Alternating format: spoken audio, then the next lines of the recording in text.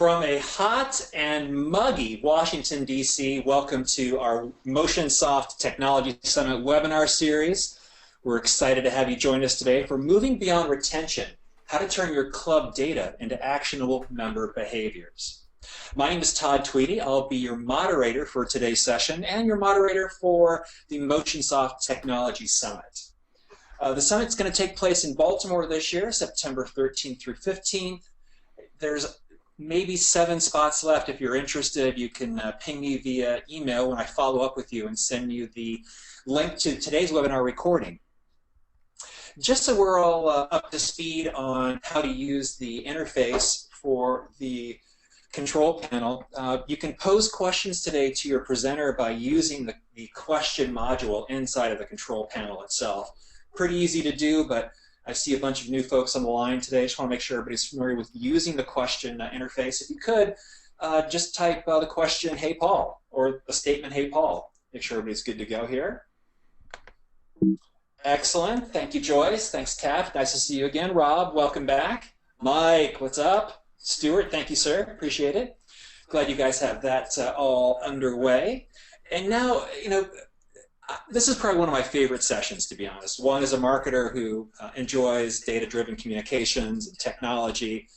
Our presenter today, Dr. Paul Bedford, who is the principal retention guru, who probably most of you guys know. I mean, he's written some very, let's say, prominent industry studies last year with URSA, and a very enormous study on retention. Let me just turn it over to Dr. Bedford. Paul, it is great to have you with us here again. Thank you for joining us for the MotionSoft Technology Summit webinar series. Todd, thank you. I am so pleased to be here. I enjoy doing these. I am in a less sunny but equally muggy London. We've got grey and overcast skies, which is fairly typical for our summer. Yeah, I'm really looking forward to it. I'm really looking forward to being out in Baltimore in a few weeks' time. I've said it before, it is actually my favourite conference of the entire fitness calendar. I learned so much from attending, so I enjoy coming to that as well. And I would just say to people, if you're not coming, you are missing out. Seriously, you are missing out. Okay, so tonight I am going to do this session, Moving Beyond. I'm saying tonight, for most of you it's afternoon. Moving Beyond Retention, how to turn your club data into actionable member behaviour. Now, a lot of people will know me from the data analytics work that I do within the business, and as Todd alluded to at the beginning, I do lots of research projects, data analysis, and then report on that. But one of the things that a lot of people don't see me doing is actually the consultancy work with operators and working with staff, helping them to understand how to change member behaviour.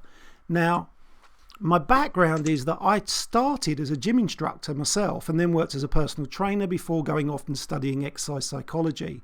And so I've always been interested in how you get people to change their behaviours. Now, a piece of research we did a couple of years ago for an American operator is illustrated here on the screen. It's the extra months of membership that you could expect if you could change certain behaviours of members. And what I wanted to do tonight was just start to explain some of the strategies and tactics that you would apply. Now, this actually came out of a conversation at the URSA conference this year in Orlando. I was sitting in a bar at the hotel. There were the guys from Gold's Gym SoCal there, and Al from MotionSoft, and Todd, and a couple of other people. And they were having a discussion about calling members who hadn't turned up, and one of the things that was mentioned was, we're going to call people and ask them why they haven't been in. And as a psychologist, I said, well, you'd never ring someone and ask them why they hadn't done something, because it actually just reinforces that behaviour. And so what I wanted to do was tonight was just show you some of the things you can start to do and actually challenge some of the things we already do within the industry if we really want to tackle retention and reduce attrition. So you can see here on this first slide that, if someone completes a gym induction of some type or a club orientation, they're likely to add about 7 extra months of membership to what the standard membership would be. Now, because I understand the anatomy and the physiology of training and the human body and so on, but I also understand psychology. I tend to reference a lot of my work with this statement. If you don't get their head, you won't get their body. It's their head that makes the decision to come and work out today. It's their head that decides whether they are interested in training. It's the amount of effort they put in comes firstly from their head. And when they quit, it comes from their head before anything to do with their body. Now, one of the things we need to think about doing is taking people outside of their comfort zones. Now, if you're going to take someone outside of their comfort zone, what you need to do is take them a little bit out of their comfort zone. You're not looking to make massive changes right at the beginning. Particularly for new exercisers, people who've never used our facilities before, which is actually becoming less people as time goes on. Lots and lots of people have been members of clubs. But there's a lot of anxiety in using a health club or a leisure facility or even a country club for the first time.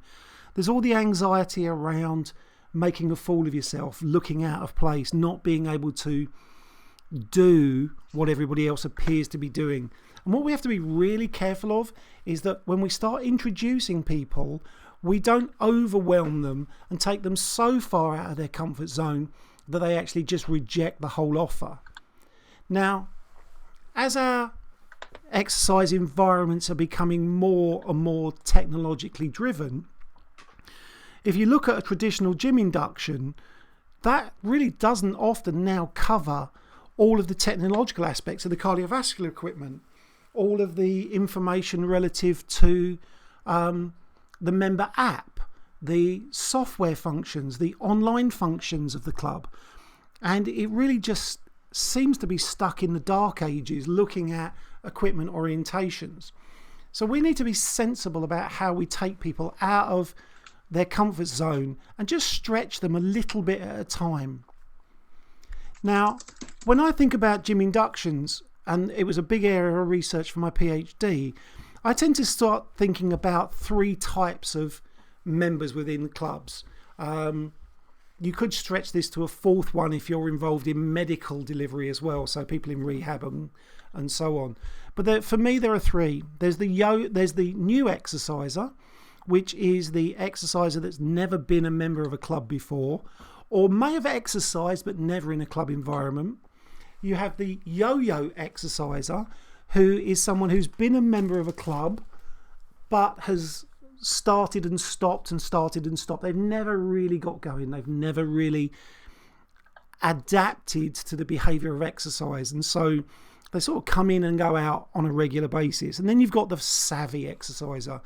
Probably everybody sitting on this webinar tonight or today is at least some level of savvy exerciser. We can go into a club, and even if we don't know the specific equipment of that club, we are able to give ourselves a workout. We can find enough equipment to challenge our bodies and come out at the end of a 1 hour session saying, yeah, I got a workout there. But the savvy exerciser is also now beginning to really start to differentiate themselves. And I want to just highlight three groups. One I'm going to refer to as the fit gen. Another one is the wealthy, and there's the strong and sexy. Now, if you think about the fit generation, 25 to 35-year-old women who are really building up their own identity of who they are, and they like to do a lot of varied types of exercise, both in and outside of traditional health club environments. Now, if you think about this generation, I would ask the question, first of all, how does the current gym induction process equate to them? What does it do? Does it represent what they're looking for from a health club environment? Is it tailored to them, or is it a one size fits all? If you look at what I'm referring to as the wealthy, these are slightly older women, sometimes men as well, but these are the ones who are more interested in the mindfulness. They're more interested in their mind-body activities, their yoga, their Pilates. And again, the question is, does the standard gym induction or club orientation do anything to enhance their experience? And then if you took the strong women group, again, it's a broader range in terms of age, but these are the women now that have adapted to the idea of training with heavy weights, because creating the physiques that they want, they can do that with traditional free weights, Olympic bars, and the like. Now, if you think about the standard gym induction, it tends to focus on, here's the cardiovascular equipment, here's your resistance machines, here's a basic exercise program. What does that do for your savvy exerciser? Do you even have a process to help them in your exercise environment? Because while they're savvy, they still have all the anxieties that the yo-yo exercise will have.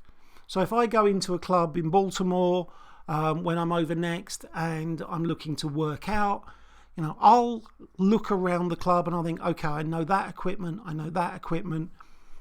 And what we need to really consider is, are we actually just providing outdated processes to more modern approaches to exercise? And I think we really need to step back and look at that. Now, I was fortunate that when I did my PhD, we were in perhaps what I'll call a more simpler time. There were a lot less technology around, so the instruction or the inductions didn't require so much technical teaching of the cardiovascular equipment, and we certainly didn't have as much functional equipment hanging around. But when we looked at trying to improve the length of time people stayed within clubs, what we decided to do was, instead of just teaching them more equipment, we would apply behavioural change psychology. And what you see in this graph is, on the blue line, the lower line, people who had a standard 1 hour gym induction, which was a bit of a health and wellness questionnaire, a wants and needs analysis, a bit of goal setting, and then some orientation to the equipment, both cardiovascular and resistance machines. And they probably had a program card written for them on a piece of card that they would carry around the gym with them. The red line represents a group that also had that first same experience, but over the first 4 weeks they also had an additional session of support while on the gym floor related to exercise psychology, changing their mindset and creating an environment that they were comfortable being in.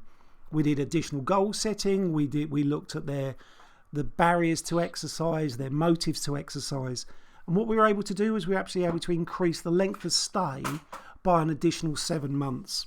So actually stopping and saying traditional gym induction may or may not work for everybody, what can we do, particularly in this case it was for the yo-yo and the new to exercise, to make them feel more comfortable in the gym environment, in the club environment, in the early weeks of membership.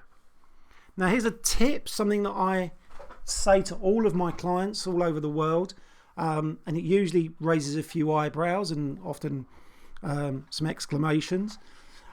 I would generally say drop doing gym inductions on a Monday evening between 5 and 8 p.m. I think it's an unrealistic, inappropriate time to be introducing people to your facility for the first time. Now, my reasoning for this: Monday night, 5 till 8, might be slightly different times wherever your club is likely to be the busiest time of the week. Now, we know that interactions with members actually increases retention. So if I have one of my PTs or gym instructors doing a one-to-one gym induction in that period of time, it stops me from using them to talk to the vast majority of members who are coming in at that time.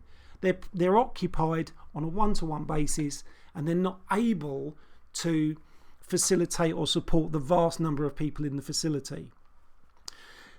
The PT or gym instructor will also struggle to get on all of the equipment they want to get on because it's occupied because the club is busy, so they get frustrated and end up just pulling a program together of sometimes inappropriate exercises, not because of lack of knowledge, but just because of lack of access to equipment. And the new exerciser is intimidated by the busyness of the facility. They need to, they're in there, they're anxious already, and they're probably spending more time talking to themselves in their head than they are actually listening to the person doing their induction. And I think on top of that, what you see is existing members resent these new members as well, because they're saying, look, it's already busy, and they're still selling memberships. So a simple technique to reduce the anxiety and increase the likelihood that someone's going to stay who's a newer yo-yo exerciser is to not give them a gym induction on a Monday night when you're busy.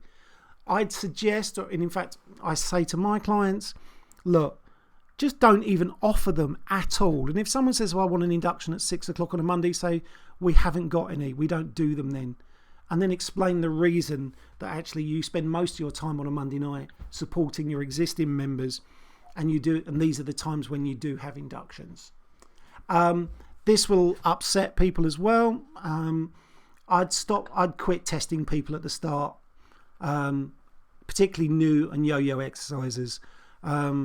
Most of the research that I've done around, and I've confined around fitness testing and exercise adherence and exercise retention, shows little relationship with improving the experience. And in sometimes there are some research projects that I've seen that people have actually quit faster when they've been tested. And the reason for that is we highlight their inadequacies. And it's not that I'm anti-fitness testing, I'm really not. But the way in which we feed back that someone's unfit or tell them the results of their assessments is usually really poor. So I think we should actually spend most of our time building people's confidence and their competence, their ability to exercise in the environment. If you think of driver education, the first time you got into a car, you wouldn't do a test. They wouldn't test you. They just start by giving you basic activities to do and build you up your confidence and your competence. Testing people really early on is what we're interested in, and I think in lots of cases it turns staff on, it doesn't turn members on. It is almost a self-indulgent activity as opposed to something that's really useful to the business. Now, if we want to drive visits, then we need to be using our data to understand what's actually going on within our clubs.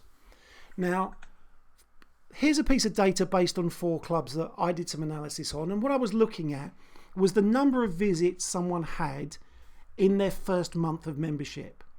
So we've got the 5 columns, which is no visits, less than 1, 1 to 3, 3 to 6, more than 6.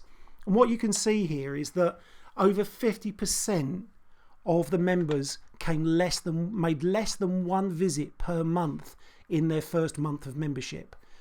Now, that would suggest to me, and when I was looking at this club's processes and procedures, that actually what they were doing was all designed around what they wanted to deliver, and actually didn't build this concept of confidence and competence in the member.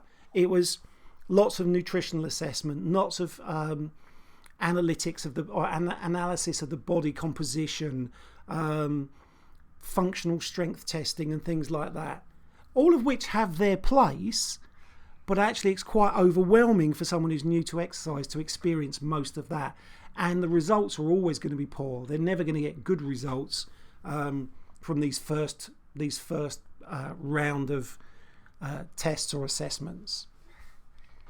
Now, if we're looking to improve retention, then one of the more simpler things to do is actually increase visit frequency. And when I say it's simpler, it's not so simple. What we're looking to do is move someone from 1 visit to 2 visits. Now, that would be visits per week. Now, the idea is that I would suggest we don't try and go from 1 to 2. We focus on a monthly period, and we try and go from 1 to 1.5 to 2. We build it up gradually. It's difficult enough to get people to visit once per week. The idea of then trying to step them from once per week up to twice per week is quite big. So I'd be looking to say to people, if you're coming 4 times per month, our target long term is 12 times per month. But what I'm going to do now is say, let's go from 4 to 5 or 5 to 6. and build up slowly over time. Then that way we can encourage them and enhance their ability to exercise over time. A lot of the strategies or a lot of the activities where we're saying to people, oh, you need to exercise 3 times a week, they create barriers to exercise.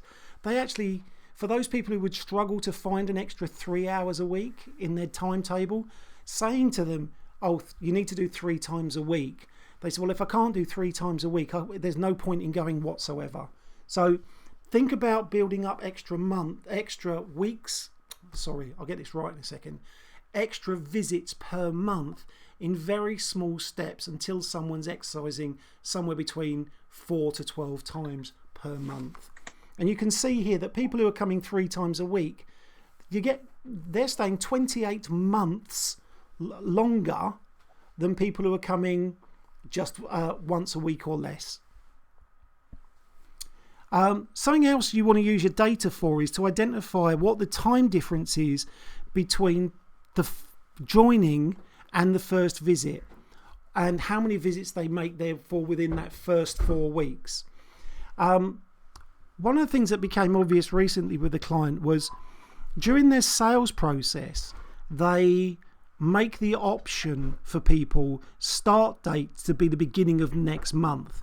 So someone might come in, let's say on the 15th to join, and during the sales process they say, well, actually I don't want to pay for the next few weeks, I will start my membership the 1st of September.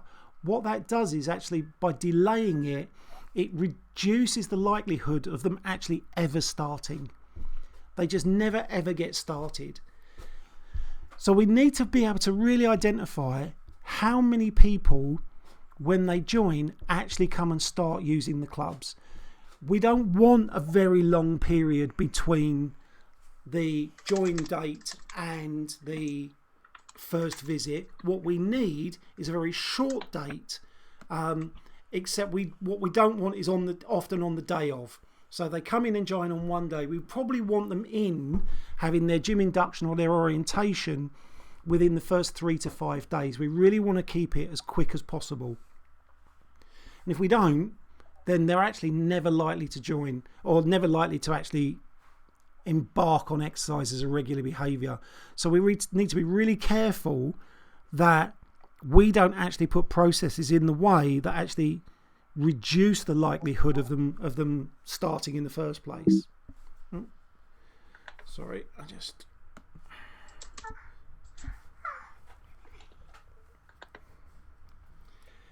The next thing we want to consider is interactions. Because interactions is after getting them to visit, is the most powerful strategy we can use to get people to visit again and actually increase their retention. So retention is simply based around visits, but plus interactions, plus the programming or the exercise programming we give him. Now, I recently was able to do a piece of research on about 8,000 members. Now, we were able to track the types of interactions that they'd had with the staff. So we were using software that allowed us to track those interactions. And under the type, what you see is my coding for those interactions, and then you've got the description, and then the reduction of risk for each interaction. So the reduction of risk is the reduction of them likely to quit. So if you interact with all your members, just anybody who comes through the door, and I'm not talking about at front of house reception, I'm talking about in the place where they're actually going to be active, so in the Group X studio or in the functional space or on the gym floor, somewhere where they're actually going to be active, you just by talking to everybody, you reduce the risk of them cancelling by 11%. If you interact with people who are high risk, and these are people who are usually visiting less than 4 times per month, so they're on 1 a week type interactions, then you can reduce that risk of them cancelling by about 18%. If we measure the effectiveness and the effectiveness was that the member valued the interaction, then again we reduce the likelihood of them cancelling by 22%. Then it really starts to jump up. If we do these interactions with high risk members and we get, or all members, and if we interact with all members and get a, I've got myself, IHRC7M, if we interact with high risk members and get them to make a commitment to to a type of action, and we get them, and one of those actions might be, they might say, yes, I'll be in again next week. That jumps up to 25, where we reduce the risk of them cancelling by 25%. If they make that commitment and then they show up, reduces the cancellation risk by 72%. That's phenomenal. So what we're looking to do is do types of interactions that members find effective, find useful, that require them to make some commitment to a particular behaviour and then carry out that behaviour. Now, the simplest one to observe would be something like visits. So if I'm with you today and you're working out and I say, when are you in next? And you say, well, today's Thursday, I'll probably be in Saturday morning. And then you actually do come in on the Saturday morning, the likelihood of you cancelling is reduced by 72%. That's huge. Now, the challenge is that a lot of our staff don't have those types of conversations, and actually you can't, what we're finding is by testing in other environments, you can't just go straight to someone you've never spoken to and have that type of conversation and make it effective. You have to layer up from more general rapport building conversations through to conversations that establish trust from the PT and the gym instructor in the part of the member. Then you can move on to these more high commitment type interactions. So talking to members and the types of conversations you have can be really, really important. Now, on this slide, it shows the proportion of members at each site who received at least one of those interactions. Now, the interactions that were most effective at keeping members were actually the ones that were done least. There were lots of conversations that were very general, they were very general in terms of who they spoke to, but also very general in terms of the content of the interaction. And if you can make your interactions much more specific to the individual, then you can have a much greater impact on keeping them exercise. Now, what you see here is a slide from Reunify. Reunify is a piece of software that helps you understand your member behavior. It's a machine learning program that produces outputs that tell you both the value of a member in terms of finance, but also their risk of cancelling. Now, there are other softwares of similar types, but this one actually learns the behavior of the individual rather than applying an algorithm to the entire membership. And I particularly like this, and I'm going to be using this a lot with my clients going forward. And what you can see here is an example. This is Susan Harris. It tells us that her risk is medium, that her value is medium, and we can look at her visit frequency over the last 5 weeks and look at how often she's visiting. What it also does, though, is it can, because of the way it gathers its data, it tells me that her interests are aquatics, personal training and weight loss. In terms of her persona, which is a bit like the personas I showed you earlier in terms of the wealthy and the strong sexy groups, those types of things, that she is a spender, she's fashionable, she's into beauty, and she's a movie buff. We know that her last visit, although this is just a slide deck, August 23rd, 2015, and her risk level has changed from low to medium. And that's probably because of her visit frequency and the gap since her last visit. Now, if I already know those things are of interest to her, these are types of conversations I can have with her. So I can be more decisive about who I talk to. So when I look down the tablet on the left-hand side, I can see who's high risk, who's low risk, and intervene with those who I think are most appropriate to intervene with. So if I've got a limited resource in terms of staff, and I'm saying to a PT, I need you to interact with members, rather than them interacting with all the low risk people they already talk to, I can direct them to interact with the most high risk individuals. Now, if there are several high risk individuals, I could then, if I wanted to, say, right, actually Susan's of greater value than George. What I want you to do is, in that situation, because of the limited time, I want you to interact with the person who's of most value. Now that allows us to plan, to have the right interactions and talk and actually act out the behaviours that we want from the staff. So that allows the staff to help the member, but we can also have the staff member management, so we can manage our staff more effectively. So we can look at which of our staff are having the greatest number of interactions. We can see who's being most effective. We can come up with our business standard KPIs, so that we can say this is the number of interactions I would expect you to make in a peak hour. This is the number of interactions I'd expect you to make in an off-peak hour. You can see from here how many members have actually visited, and then you can see also how many people have interacted with.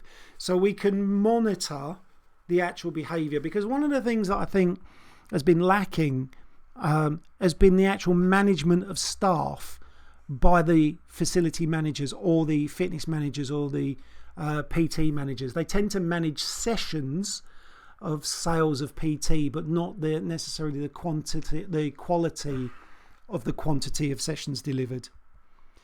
And then you want to start getting feedback. Now, fairly traditionally, what we would do is we'd ask for members' feedback really quickly using short surveys, get customer comments, all of which in this system would allow you to enrich the understanding, particularly about Susan if she's leaving comments, and it gives us feedback. Now, the other thing I think we need to consider is the opposite way around. What feedback are we giving to our customers? So we're all delighted that we've now got technology solutions that get us feedback from the members, but where in the process are we feeding back to the member? Now, if you look at exercise adherence and exercise psychology, and even through into sports psychology, if you want to increase someone's performance, there are 4 areas you can feed back on. In fact, coaches, really effective coaches, only feed back on 4 particular areas. One is technique, one is the effort, achievement, which could be progress, and the one could be behaviour, because a behaviour might be you've shifted from 1 visit a week to 2 visits a week. But we need to use these types of feedback processes to enhance or change the behaviours of the members. Just getting them to feedback on us won't necessarily change their behaviour. What it does is it highlights to them what they think's wrong or right about the club, but we're not giving them that feedback. So we need to focus on getting our staff to feedback in these areas. And again, if you look at the accumulated research in this area, just saying, wow, good job, let's go, some of the more common motivating statements actually does nothing to motivate people or change their behaviours. Now, if we're going to try and create some sort of behavioural hook, or we want to create a business where it's a habit forming business, then this is the things we need to be considering. We need to think about both external and internal triggers. So an external trigger might be something environmental, a stop sign. A stop sign's an external trigger. You see a stop sign, you come to a stop. Internally, that might trigger other behaviours, but you wait for the passing traffic to pass and then you go. An external trigger for exercise might actually be weather conditions. If it's sunny outside, some people might go, I need to go to the gym. Some might go, it's sunny outside. Yeah, we've not seen sun for 6 or 8 weeks. I need to actually go out and spend time outside. So these external triggers, some we have control of, some we don't. A push notification would be an external trigger. An internal trigger would be you creating something like a habit stack, where my one, it would be Before I leave the house, I look for my car keys, I look for my cell phone, I look for my wallet, and now I look for my glasses. And I always look for those 4 things, and I'm always checking. So that's an internal trigger, and actually I don't think about that so much anymore. I just go, where are my glasses, where are my wallet, where's my keys, where's my cell phone, got those 4, then leave. So we have both internal and external triggers. We want to recognize people's time and effort and their skill development. Those of you tuning into this now, some of you will be Android users, some of you will be Apple users. What I've noticed is that if I now go and try and use an Android phone, I've been using an iPhone for probably the last 5 or 6 years, I almost don't understand how they work. The screens don't make sense to me because I've put so much time and effort into learning my Apple products, where the Androids have gone off in a slightly different direction. Yeah, I can make a basic call, but I struggle to access files. I struggle to understand how I might get on the internet. And what we're finding is people are designing now their products so that over time you become more accustomed to that product, and you've invested so much time in learning it, you actually become reluctant to change products. That can also be true in health clubs, where we are training people to become very, very comfortable in their exercise environment. Now, we want to do the physical and the psychological relational move, which is making people feel confident and comfortable. And then we're going to try and improve their behavioural adherence. And if we feed back on their behaviours, particularly positive behaviours, it's reinforcing, and the reward that they get is a sense of achievement. The reward we get is extra weeks, months and years of membership. Now, when we want to change people's behaviour, we need to think about where they fit within the behavioural grid. Now, across the top, what you're going to see is new behaviours that are unfamiliar, familiar behaviours, maybe increase behaviours, intensity or duration. And there are some behaviours you might want to decrease. Now, if you look at a lot of the behaviour change models that exist in psychology, the vast majority of them are designed to be applied to people to stop doing something. So give up alcohol, give up overeating, give up abusive behaviours, and so on. Very few psychological models are designed around getting people to start new behaviours. So if we look at a lot of the old models, they don't really work for exercise and physical activity, because what we're asking people to do is take up a new behaviour rather than stop an old behaviour.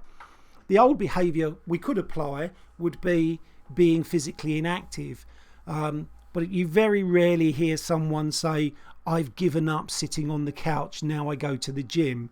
They talk about the behaviour that they've taken up. Now, the simplest thing to do is get someone to do the new behaviour once. Once we have that established, that they've come and they've tried, we can then use that as almost like a wedge into their psyche. So someone says, I've never been an exerciser. We get them to come to a special event where they try, a one-off time, a gym event, a special event on a weekend, an outreach program. Now they've tried it.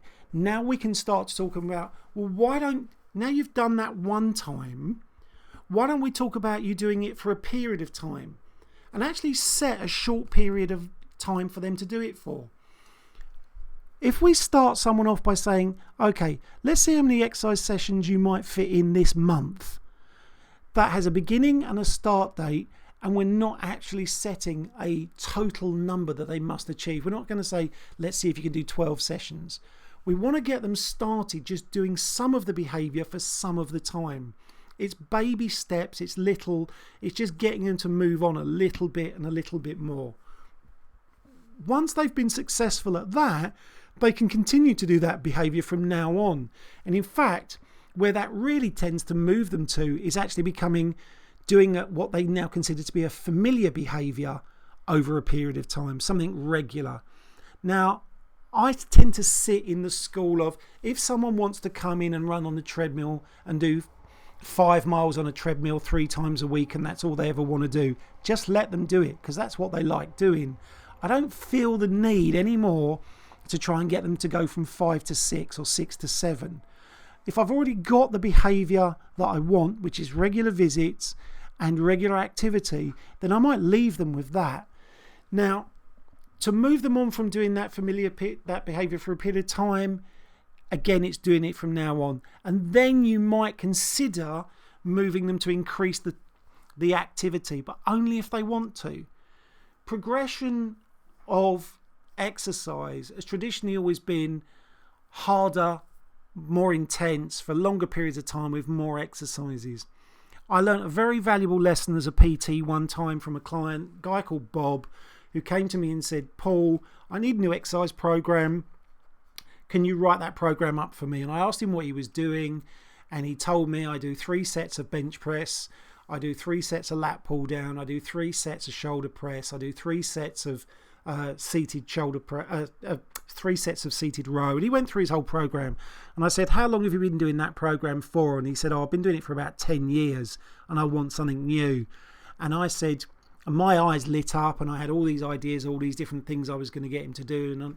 But thankfully I asked him the question, so what is it you want to achieve? And he said, I'm 70 years old now. I'm still as fit at 70 as I was at 60. And I want to stay this fit till I'm 80. So the idea of progression wasn't necessarily add more exercises, make it harder. He needed variety, which is fine. But actually he wanted to maintain what he'd got. And I think sometimes we always think it has to be harder, longer, more frequent for it to be progression. And sometimes just holding on to a behaviour is good enough. Now, we want to avoid trying to do multiple behaviour changes all at the same time. While it's interesting to us, it's a recipe for disaster. So if we're doing nutritional assessment, physical assessments, functional training, functional assessments, all at the same time as someone's beginning a new exercise program, it's going to fall over really quickly because it's just too many things for that person to change. And if we look again, if we go back to the research, it's when we do small micro actions or behaviours frequently, they change our behaviours rather than trying to be dramatic and change everything in one go. So what I've got here is just a stepped program with just a number of different micro actions. You know, micro action 1, plan time to go to the gym. Micro action 2, pack gym bag for training. Micro action 3, go to the gym. Micro action 4, do 15 minutes of exercise. These are really simple things that you could actually congratulate someone for and say, you did that, you did 2, you did 3, you did 4. Now, in terms of motivating, some people would feel rewarded by being successful. You may need to put an accountability program in if people fail, but you need to be careful not to punish them too hard in the early stages. But you do need these accountability mechanisms. Now, again, that all goes back to the feedback. We need to feedback on technique, effort, achievement and behaviours. Because if we're not, how will people know how well they're performing? If they had a fitness test and we measured their VO2 max and we got 35 millilitres per kilogram per minute, and then the next time we tested them they were at, 40 millilitres per kilogram per minute, most of them would have no idea what that physically meant to them. And actually, it probably wouldn't feel like very much of a difference. So I think we need to be commenting on how people are actually doing things in a positive way. Really get staff and trainers to focus on catching people doing things right. One of the things we've been really good is training our staff to look for imperfections in exercises, particularly around technique. And very rarely do any of our trainers go up and say to someone, I watched you running on the treadmill, I thought your running action was excellent, or I saw you cycling on the stationary bike, and do you know what, your heel toe action, your leg development, your leg press, or your leg push is just what we're looking for here. These are simple things that we should be focusing on. We keep, I think, trying to make things far more complex than they actually need to be. And I would suggest that the clubs that are really succeeding with retaining their members for long periods of time are the ones where they're actually engaged with the members, and the members are part of that process. I see that we've got through to the slide which is time for questions, so hopefully that's given a few people some ideas, and I'm happy to answer any questions that people might have. Hey, Paul, or I'm sorry, Dr. Bedford, thank you so much for your presentation. I know, just trying to be funny, but definitely, I'm sitting here taking a bunch of notes and a bunch of questions. I want to turn to our attendees. We just have about 10 minutes or so for questions for this session. Attendees, this is your chance to pose questions to Paul. Please use the question interface in the control panel, and I'll kind of kick things off as folks are composing their questions. And maybe if we could start just by having you kind of explain the difference between retention and attrition. Okay, so when I'm working with my clients, retention is about how long people stay within a club. Now, I normally say to people there are 3 phases of a membership. Phase 1 is the joining phase. Phase 2 is the period that they stay, and phase 3 is when they leave. So phase 1, join, that's your sale. Phase 2, how long they stay, that's your retention. And your attrition is when they leave. So the opposite of attrition is actually your sales process, because you're measuring how many join and how many leave. I'm not of the school of thought that attrition is the opposite of retention. Retention is just measured in months, and attrition is measured in people. So retention's how long they stay, attrition is how many people quit. And my advice to everybody is measure it in people, not in percentages. Don't convert anything into a percentage for measuring attrition. And I tend to use attrition as a secondary measure. It's not a primary measure with my clients and the work that we do. We do keep track of it, but it's a secondary measure. Gotcha. Thanks, Paul. I've got a statement and a question from Taff. And Taff, thank you for joining us again here for the MotionSoft Technology Summit webinar series. First off from Taff, Paul is, hey, great stuff. I love this presentation. His question is, how does this scale? I'm not sure I fully understand the question. I sort of get a sense of it, but I probably need a bit more than that. Let's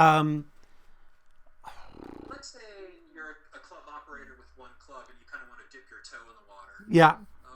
What data points, what outcomes are you looking for initially to kind of expand this to your other clubs? Or even if you're a smaller club operator and you only have one location, yeah.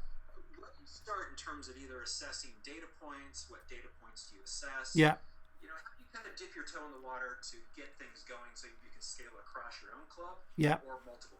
Okay, the first thing I would do, particularly for like single site operators, and particularly if they're not too familiar with doing data analytics or drawing information from software systems, get someone from the sort of more senior management team, but certainly not one of the exercise teachers, to stand in reception of the club, and when people leave, ask them, on your visit today, did you get spoken to by a member of staff? And literally do a gate survey and see how many people got spoken to while they were in their exercise environment and how many people didn't. That'll give you a sense then of actually what level of interactions are going on. Now, even if someone did get spoken to but says they didn't, what they're generally suggesting is they don't remember being spoken to, so the interaction was ineffective. So I'd start with just trying to find out how often do the staff currently speak to the members. Then I'd take that information, I'd gather that over a week's period at different times, and I'd go back to the staff and say, this is what our members are saying in terms of the number of interactions. So the first thing we're going to do is we're going to try and up the number of interactions with members, just generally, without it trying to change their behaviour. Let's just get them used to the fact we're going to talk to more of them. Then I'd set a KPI, and I'd start with something like 6 per hour, which may seem very, very low, but I might say to an instructor on the gym floor or a PT covering the gym floor, over the next hour, I want you to have 6 interactions, but I want you to have 6 interactions with people you don't know. That would usually scale up over about a 6-week period to about 400-500 people, depending on how many hours they were doing per week. but very, very quickly, the number of people that you can interact with goes up, and then you start looking at the next performance measure. So you might go back and redo the basic study of surveying, and then say, okay, our next task is to step up.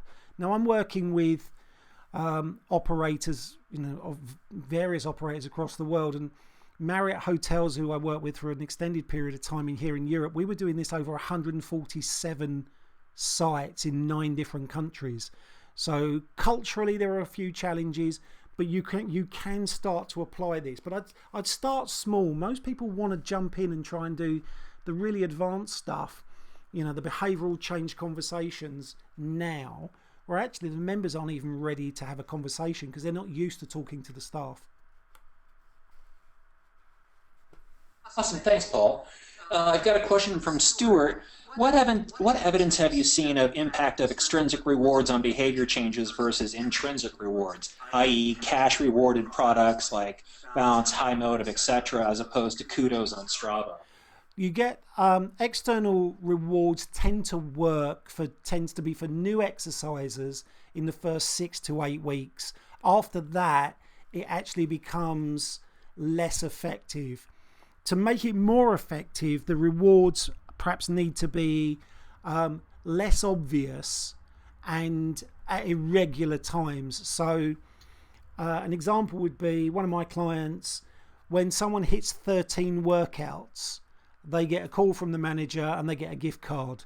Now, they never tell the members that they're going to get this gift card after 13 workouts because they want it to be a surprise. And the external rewards seem to work better in the first 4 weeks if it's when you tell them, but after 4 weeks it's when you don't tell them. But you can set them at milestones, so you can set your CRM systems up to congratulate them for a certain number of workouts, which has a reward attributed to it. Some famous studies done on paying people to exercise have pretty much shown that it has no impact. So giving monetary rewards to people to say, if you exercise, we'll give you X amount of money, didn't work. Although there have been some studies where people make their own donation, and if they complete the set number of exercise sessions that they said they were going to do, they get their money back, and if they don't, it goes to a charity. So it can fluctuate, but I'd certainly test it, and I've certainly used those extrinsic rewards. Intrinsic tends to kick in once people get a sense of achievement. So once they actually start to feel confident and competent, then exercise in itself becomes a reward. Now, there's an awful lot of people who don't enjoy exercise and never will, and they tend to be the ones that we see using, say on the cardio equipment, using external stimulants like the TV, music, to distract them from exercise. People who are intrinsically motivated by exercise don't tend to need that when they exercise. They're more likely to keep the screens on cardio equipment based on distance, speed, calories burned, just as a measure of their performance. So, Strava will motivate some, but it will demotivate others. I'm a cyclist myself, and I'm always demotivated by Strava because everybody else seems much faster over everything I've ridden. So it doesn't seem to, it doesn't, so I don't actually use my Strava anymore. And the same with Map My Ride and some other activities. But I think the thing to think of is, don't try and apply everything to everybody. There'll be those people who want the external reward. There'll be those people who are just like the fun of doing it. And I would say the people who are doing things like Tough Mudder and Spartan Run and the rat races, they're intrinsically rewarded for their efforts. They get fun from doing it. They don't need external rewards. Hey, Paul, I have a question from Mark. Yeah. It's related to staff training and engagement and adoption. Yeah. What's the best way to integrate these systems to motivate staff to look after members when they're not used to doing this? Mark, the first thing I would say is perhaps look at your recruitment process and who you recruit. Now, I don't mean to be flippant, but sometimes we recruit technically the most qualified, but actually interpersonally the least qualified. So working on the assumption you can't change your staff, I would start with small tasks. And I would direct them almost in the same way a maitre d' or a restaurant manager might direct staff. I would literally stand on the gym floor and say, I need you to do this. See the guy over on the leg press? When he stops pressing and he's in his rest period, go and ask him this question. So you actually get them to do minute tasks. In the same way we're trying to teach members new behaviours, we need to give staff micro behaviours to practice. Maybe it's walk around the gym, get eye contact with everybody and smile and say hello, and then the next time is just go up to people and say, I'm sorry, I don't think we've met before. If you need anything from me, my name's Mark, please give me a shout, and then walk away. So get used to these start breaking down the behaviours you want from your staff into very small, manageable tasks. The easiest way to train staff is through task-related activities. And I use that all the time when I'm teaching interaction training and confidence training. And a lot of it is to do with confidence. People are scared that if they go and speak to somebody that they will die. There's this real fear of rejection. And the part of your brain that lights up when you're rejected is the same part that lights up when you think you're going to die. So it has quite a big impact on your behaviour. But if you give people small behaviours to do, then you can move them forward quite quickly. Maybe get 2 members of the gym team walking around introducing the people they do know to the member of staff they don't know. So it's almost like a friend being introduced. Hi Mark, my name's Paul. Can I introduce you to Todd? He's one of my colleagues. It takes away the pressure. So very small task orientated activities. But don't beat them up with a stick because they weren't trained to do it, but we always assume that they can do it naturally, and a lot of people can't do it naturally. Hey, Paul, let me echo Robin's feedback. Hey, I appreciate all the value you bring to us, Paul. Definitely. I've taken so many notes and I have a bunch more questions to ask, but we're getting to that cutoff time here. And I want to pose Robin's question, which is regarding the number of visits per month. Which process tools are good ways to improve this?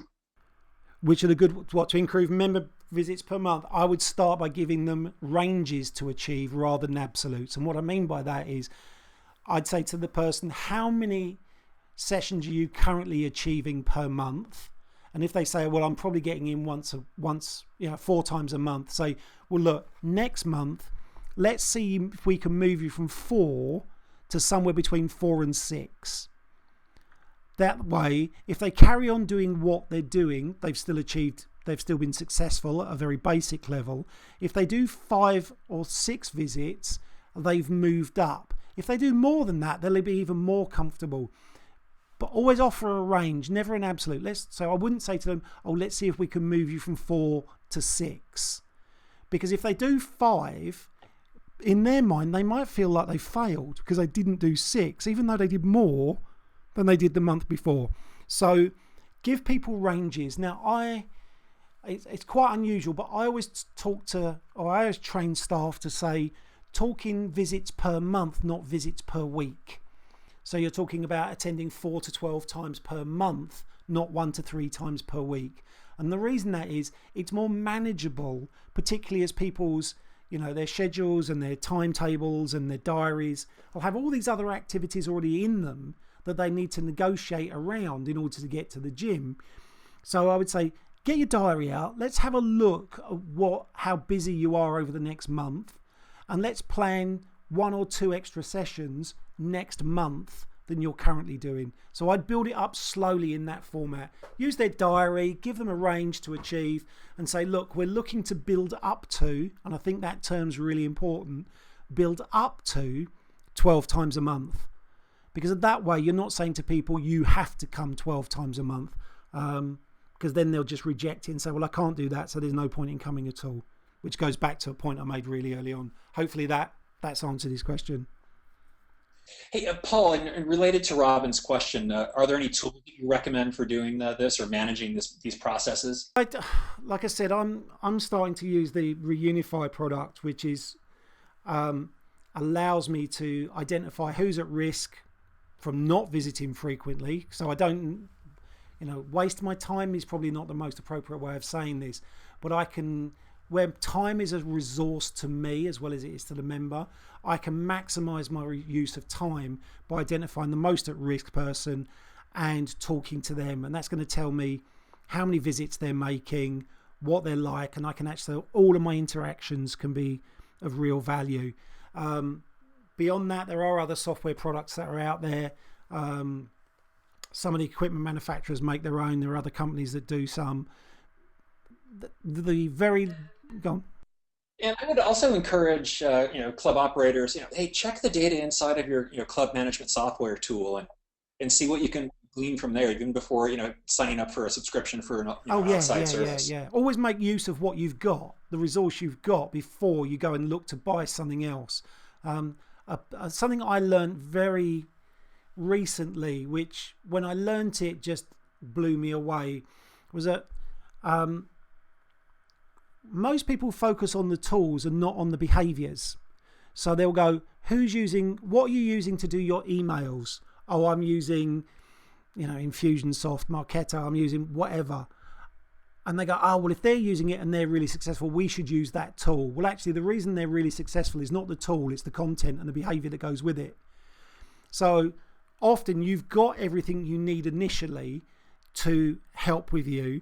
Just try and maximize that. So get, like as Todd said, if you've got software that when someone comes through the door can tell you how many visits they've made this month, make sure you use that in your communications. Even if it's front of house and someone says, oh, hi, I see you've already been in 4 times this month. That's great. So is this your 5th visit?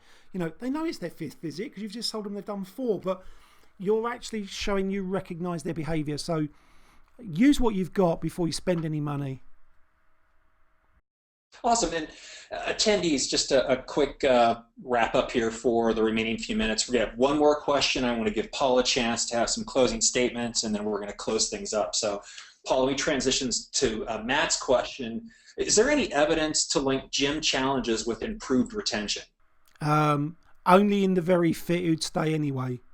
The difficulty with gym challenges is that often for me, there are 2 types of gym challenges, and they can be effective, and I've seen them work very effectively in Scandinavia and some of the Northern European countries. But the challenges are based on achievement, not on winning.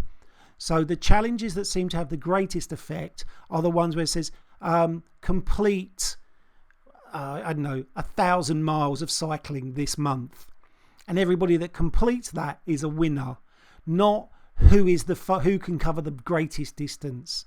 I know things like the Concept 2 rower, where people sit on the Concept 2 rower and you have a challenge and you say post your fastest 2,000 meter time, and you sit down and you row, and someone like me might row, 17:30 or a 7:30 or 7:45 for 2,000 meters. Not particularly spectacular, and I think I've got a really good time, and I'm quite pleased. And then another member comes in and does a 5:12, completely smashes it, and is always the person that wins because they used to row collegiately, and that demoralizes me about my performance. So gym challenges work more effectively when they're an achievement challenge than rather they are a scaled challenge where I can win, or if I'm second, I'm the first loser. And you probably will need to mix that up a bit.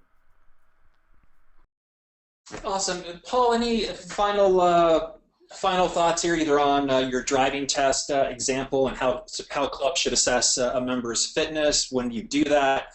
The stopping versus starting, the behavioral grid. I mean, there's so many different points to travel here too. I know I'd love to get there's a closing lot thoughts of from you. people here probably listening who are really into fitness testing. Um, And as I said, I'm not anti-fitness testing. I just think sometimes the way we present the results are really poor. Not graphically, just verbally. The way someone comes in and thinks they're overweight, and we measure them, and we go, well, actually, you're obese. that's going to do nothing to enhance their self-belief or their confidence or their competence. Maybe just start by benchmarking. And what I mean by that is give them things to do for their exercise program and write that down and record what they did in their first session. Just use it as a benchmark. After 10 or 12 sessions, get them to do that session again. Now, if they've been exercising for 12 sessions and that's been in a reasonably short period of time, they will have made fitness improvements. And let's say they only managed 10 minutes on the treadmill to start with, but after 12 sessions, they're now doing 20 minutes. You get them to do 10 minutes and go, stop. They go, what do you mean stop? So when I want you to stop, you're done. And then just reiterate to them, look, this is where you were 12 sessions ago.